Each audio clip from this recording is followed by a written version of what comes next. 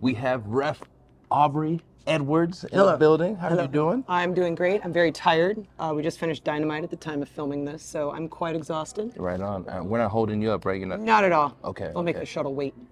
Right on. As it should for you. As it should for you. So can we talk about what you did before you got into professional? How I did something completely different? Yeah. I used to make video games.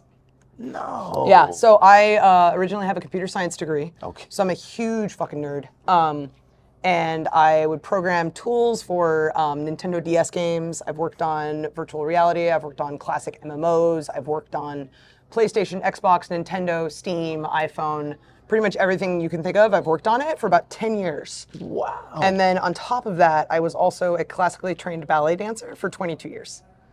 So yeah, and then I went into wrestling. Okay, So how about that? So now. I told you, just shoot from the hip. Right. Now we have to make our way to wrestling. Right? So how do you go from computer programmer, ballet, yeah, so all of it, into wrestling? So video games it sounds sexier than it is, but it's literally just software development. You've got people, you've got time, you've got money, and you're trying to figure out how to make it all work, right? So after I was a programmer, I went into what in video games is called production, but it's basically project management.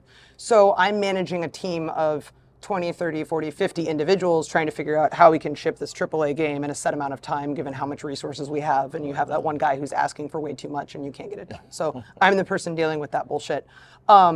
So I'm managing all these projects. At the same time, I've been dancing since I was 9 years old and doing all this classical ballet. I dabbled in jazz, I dabbled in contemporary, modern, postmodern, hip hop, all of that. But I never made any money doing it, but I really, really enjoyed performing. So eventually I was done dancing and I said, I need something else in my life. My husband had already started wrestling on the indies about a year and a half before. So I knew a couple people in the Seattle wrestling scene and they're like, have you ever considered reffing? And I literally am like, why the fuck would I do that? Like, we think you'd be really good at it. And surprisingly, I kid you not, very similar to ballet.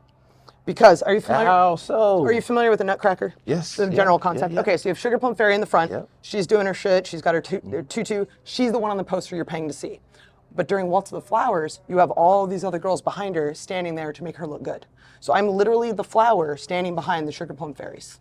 I'm just wearing pants now instead of tights. But you've got a huge amount of responsibility. Right? So yeah, on top of that, I'm managing a project. I have a set amount of time with resources. Okay. You see how this all kind of came together? Right on. I didn't know it, but I've been training this for my whole life. So computer programming and ballet for 22 years can... Eventually, just kind of like, I didn't know I would be here, but yeah, I eventually ended up in wrestling. And did you ever want to wrestle? Not at all. Never. Why would I want to be punched in the face? I heard that. Right? Yeah, I heard that. I'm actually next year...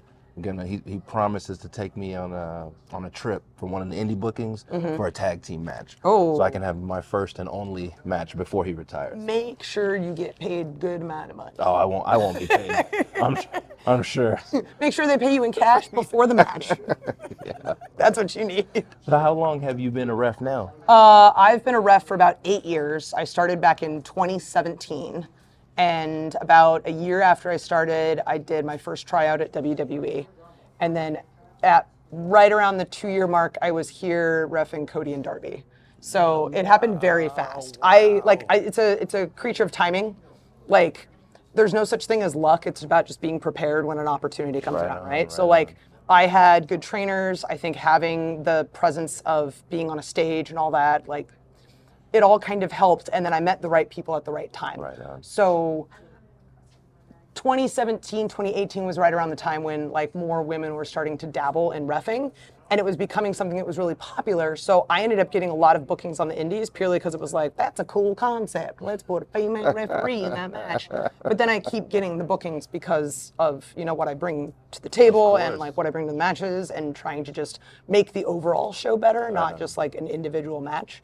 So it's kind of like I'm a product of timing in a lot of ways. So I haven't been doing this for very long. I didn't watch wrestling as a kid even. Like this was not my plan, but I'm sure as hell enjoying it. And what do you bring like from ballet, like in the ring with you that makes you different? Because you like really stand out. Thank you. I appreciate you saying that. I think a lot of it is like understanding that even though wrestling is like the theater and the round, we still have a hard camera we're working towards. So in ballet, you've got your stage, and then downstage would be your audience. So that's ultimately what we're focused on. And then from there, you're just kind of working what we call the horseshoe in reffing, where you're sort of around everything else. And drawing the eye towards that central action, which is the actual wrestling, the sugar plum fairy. if you Right will. on.